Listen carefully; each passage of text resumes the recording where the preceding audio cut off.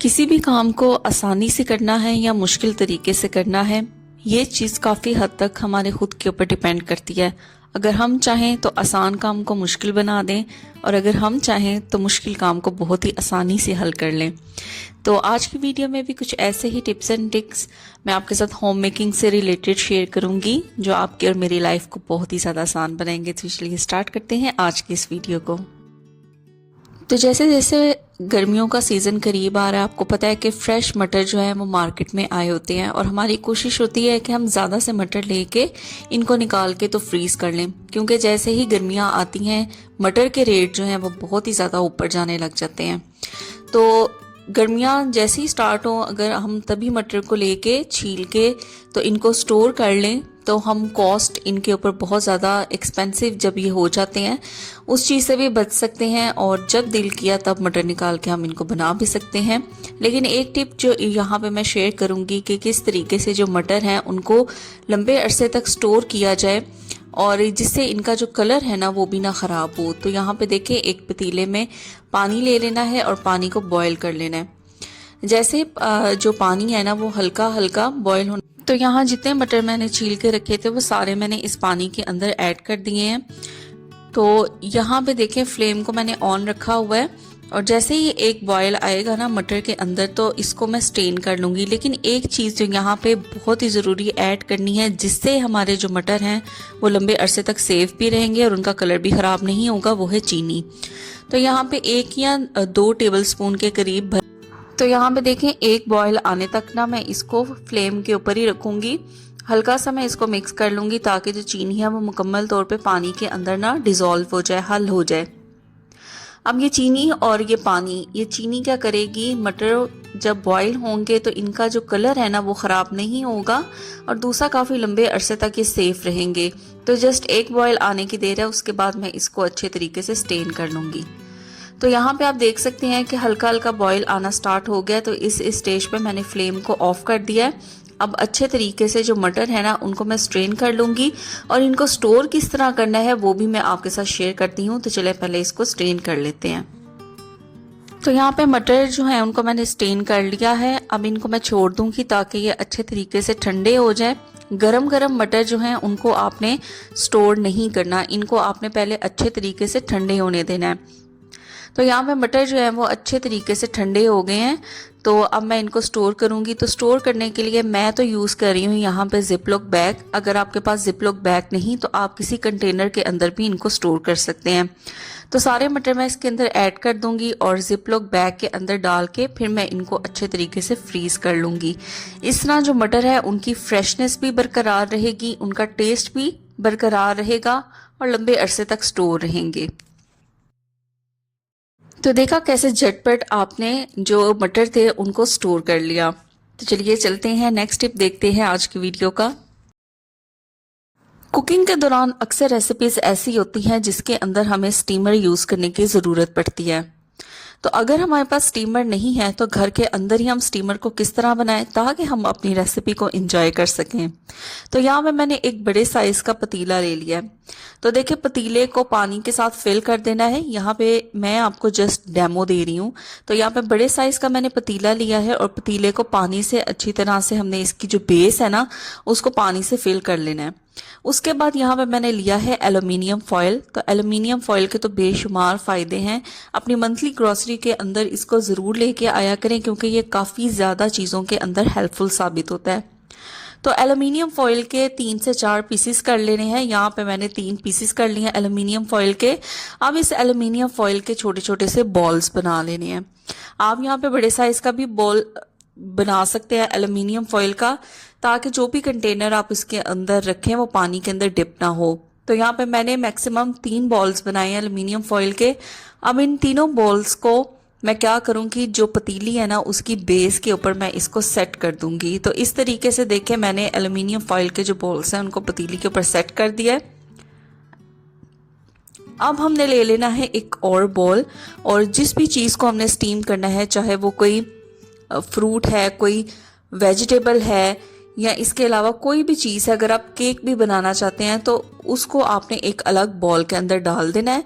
आप यहाँ पे किसी कंटेनर का भी इस्तेमाल कर सकते हैं और इसको फिक्स कर देना है एल्युमिनियम फॉइल्स के जो बॉल्स हैं उनके ऊपर। तो ये अच्छे तरीके से बैलेंस हो जाता है, बिल्कुल भी नहीं हिलता। उसके बाद आपने ले लेना है लिड पतीले का, और जो लिड लेना है वो आपने पतीले से थोड़ा बड़े साइज का लेना है ताकि अच्छे तरीके से जो स्टीम है वो इसके अंदर रहे। और अगर पतीले के लिड के ऊपर इस तरह का होल है तो उसको आप या तो इसके अंदर लौंग फंसा लें या आप टिश्यू पेपर का छोटा सा पीस उतार के उससे इस होल को सील कर दें। तो देखिए ये नो कॉस्ट स्टीमर जो है वो घर के अंदर ही बन के तैयार हो गया है। अब आप इसके अंदर किसी भी चीज़ को चाहें तो अच्छे तरीके से स्टीम कर सकते हैं। और ये जो एल्युमिनियम फॉइल की बॉल्स हैं इनको आप संभाल के रख सकते हैं क्योंकि ये बार बार यूज़ होंगी। इसी स्टीमर के मकसद के लिए आप इनको रख सकते हैं, आपको बार बार नए जो बॉल्स हैं वो बनाने की ज़रूरत नहीं। तो ये देखिए घर में ही समझें आपने नो कॉस्ट स्टीमर बना के तैयार कर लिया है। तो यहाँ पे ना मैं कपड़े चेंज करने लगी थी और कपड़े चेंज करने के लिए प्रेस करने लगी थी, तो मेरे दिमाग में एक आइडिया आया कि क्यों ना कपड़ों को एक नए तरीके से प्रेस किया जाए। नॉर्मली हम क्या करते हैं कि सिंपल हम आयरन कर लेते हैं कपड़ों को और कपड़ों को पहन लेते हैं, या हम अक्सर शॉवर बॉटल यूज़ करते हैं जिसके अंदर हमने पानी को ऐड किया होता है। तो यहाँ पे मैं क्या करने लगी हूँ जी, थोड़ा सा प्रेसिंग का जो तरीका है ना उसको चेंज करने लगी हूँ। तो चलिए आप भी देखें क्या चेंज है ये। तो यहाँ पे देखें जो शॉवर बॉटल हम यूज़ करते हैं कपड़ों पे पानी को स्प्रे करने के लिए, इसके अंदर ही हमें एक मैजिकल इंग्रेडिएंट ऐड करना है। और आप देखेंगे कि आपके कपड़े जो आप नॉर्मल रूटीन में प्रेस करते थे उनको ज़रा सा हटके इस तरीके से प्रेस करेंगे तो कितना फ़र्क पड़ेगा। तो यहाँ पे मैंने अपना सबसे फेवरेट परफ्यूम ले लिया है।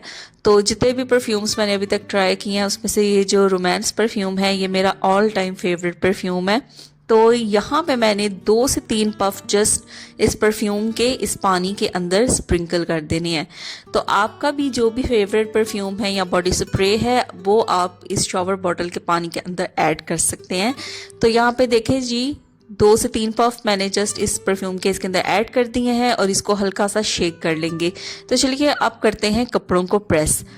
अब हम कपड़ों को जब प्रेस करेंगे तो ये जो खुशबू हमने इसके अंदर ऐड की है इस पानी के अंदर, ये हमारे कपड़ों के अंदर इस तरह स्टिक करेगी कि आप बेफिक्र हो के आप इस पानी के अंदर इसको ऐड करें। ये खुशबू कहीं भी नहीं जाने वाली, 1 या 2 दिन तक आपके कपड़ों से ये कहीं भी नहीं जाएगी, ये ऐसे ही रहेगी और आपके कपड़े ऐसे ही महकते रहेंगे। तो एक छोटा सा ये टिप है जो मैं फॉलो करती हूँ। अपना कोई सा भी जो फेवरेट परफ्यूम होता है वो जो 2 या 3 जो मेरे फेवरेट परफ्यूम है वो मैं चेंज करती रहती हूँ अपने कपड़ों को प्रेस करने के लिए। और बार बार आपको परफ्यूम लगाने की ज़रूरत नहीं पड़ती, जो हीट होती है ना इससे जज़ब हो जाती है ये खुशबू आपके कपड़ों के अंदर, और ये फ्रेगनेंस जो है वो 2 दिन तक आपके कपड़ों से आती रहती है। तो है ना कितना बेहतरीन सोल्यूशन। किचन कैबिनेट्स के अंदर कप्स को अरेंज करके रखना ना थोड़ा ज़्यादा टफ हो जाता है। क्यों? क्योंकि अगर हम इनको बिल्कुल इस तरीके से रखेंगे तो जो कैबिनेट की स्पेस है ना वो बहुत ज़्यादा ऑक्यूपाई होगी, और अगर हम इनको एक दूसरे के ऊपर स्टैक करके रखेंगे तो इनके जो गिरने के चांसेस है ना वो बहुत ज़्यादा हो जाएंगे। तो किस तरीके से कप्स को अरेंज किया जाए चलिए देखते हैं। तो यहाँ पे ना मैंने एक प्लेट ले ली है, और प्लेट जो यहाँ पे मैं लूँगी वो इस तरीके की लूँगी जिसके अंदर थोड़ी डेप्थ हो। बिल्कुल एक स्ट्रेट जो प्लेट होती है उसका मैं इस्तेमाल नहीं कर रही यहाँ पे, जिसके अंदर थोड़ी सी डेप्थ है उसका मैं यूज़ करूँगी। तो ये जो ट्रिक है ना वो आप में से अक्सर लोगों ने देखा भी होगा और इसको अप्लाई भी किया होगा। तो जस्ट इस तरीके से जिस तरह मैं कर रही हूँ, जो हैंडल है वो एक दूसरे के अंदर आपने फिक्स करते जाने हैं, फंसाते जाने हैं, और जो कप्स है ना वो बहुत ही ज़बरदस्त तरीके से स्टैकअप हो जाएंगे। तो ये देखिए इस तरीके से ये अरेंज हो जाएंगे। तो है ना ज़बरदस्त था ये। इस तरह कैबिनेट की जो स्पेस है ना वो भी कम ऑक्यूपाई होगी, और दूसरा ये कि जो कप्स है ना वो गिरने का या टूटने का भी खदशा नहीं होगा, क्योंकि अगर हम इनको स्टैकअप करके रखेंगे तो एक कप निकालने लगेंगे तो साथ ही दूसरा कप भी गिर जाएगा और टूट जाएगा। तो इस तरीके से अरेंज करके रखें, ये काफ़ी ज़्यादा बेनिफिशियल होगा। तो कप्स की बात तो हमने कर ली है, तो यहाँ पे बात कर लेते हैं इस तरीके के जो वाइन ग्लासेस होते हैं। सेम इशू इनके साथ भी आता है कि इनको भी कैबिनेट्स के अंदर स्टोर करना बहुत डिफ़िकल्ट होता है, क्योंकि ये भी बहुत स्पेस ऑक्यूपाई करते हैं। और दूसरा मसला ये है कि इनको हम स्टैक अप करके भी नहीं रख सकते, तो इनको हम किस तरीके से अपने जो कैबिनेट्स हैं उनके अंदर प्लेस करें ताकि जो लेस स्पेस है वो ऑक्यूपाई हो। तो चलिए मैं आपको दिखाती हूँ कि मैं इनको किस तरीके से अरेंज करके रखती हूँ। तो अपना जो किचन कैबिनेट है उसका मैंने एक कॉर्नर सिलेक्ट किया हुआ है जहां पे मैं इन वाइन ग्लासेस को प्लेस करती हूँ। तो इनको प्लेस करने के लिए या इनको काउंटर के अंदर रखने का तरीका ये है कि मैं इनको थोड़ा डिफरेंट तरीके से रखती हूँ। जैसे एक ग्लास मैंने सीधा रखा है तो दूसरा जो है वो मैं इस तरीके से उल्टा रखूंगी। तो इससे क्या होगा कि जो स्पेस है ना वो बहुत कम यूज होगी और काफी ज्यादा स्पेस जो है वो बच जाएगी। तो ये देखें, इस तरीके से क्रिस क्रॉस मैनर में आप रखेंगे, एक ग्लास सीधा और एक ग्लास उल्टा, तो काफी ज्यादा स्पेस बच जाएगी और टूटने के या गिरने का भी इसके अंदर जो प्रॉब्लम है ना वो फेस नहीं करना पड़ेगा। तो इस तरीके से इसको अरेंज किया जा सकता है ताकि कम स्पेस ऑक्यूपाई हो। तो यहाँ पे जब भी हम अपने हस्बैंड को या किसी को भी लंच पैक करके देते हैं इस तरीके के कंटेनर्स के अंदर, तो आपने देखा होगा कि अक्सर औकात हम क्या करते हैं, जो सिंपल शॉपर होते हैं उसके अंदर हम इस कंटेनर को प्लेस करके तो उनको दे देते हैं। अच्छा, मैक्सिमम हम जितनी मर्जी गिरा लगा लें, इसको अच्छे तरीके से नोट लगा लें इस शॉपर को, फिर भी आपने देखा होगा कि अगर ऑयली चीज़ आपने कंटेनर के अंदर पैक करके दी है तो उसका जो ऑयल है ना वो ज़रूर शॉपर को लगता है।